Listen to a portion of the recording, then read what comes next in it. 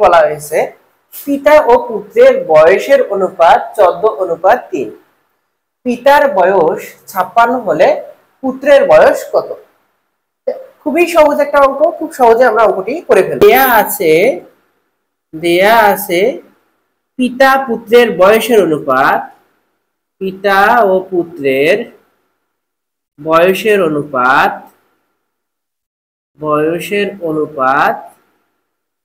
14:3। অতএব পুত্রের বয়স পিতার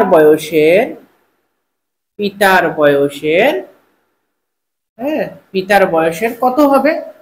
তাহলে যেহেতু পুত্রের বয়স বলছি, তাহলে 3/14 গুণ। ঠিক আছে, এভাবে লিখতে হবে। এখন যেহেতু পুত্রের বয়স বের করতে বলছে, সুতরাং পুত্রের বয়স ইকুয়াল টু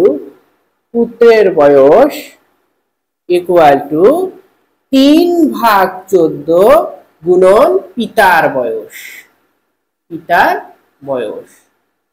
তাহলে 3/14, আর এখানে পিতার বয়স প্রশ্নে কত? 56। 14 এবং 56 কাটাকাটি করলে এখানে তুমি 4 পাবে। তাহলে এখানে 4 আর 3 গুণ করলে 12। তাহলে পুত্রের বয়স হচ্ছে 12 বছর। তো খুব সহজেই তোমরা এই অঙ্কটি করে ফেলতে পারো।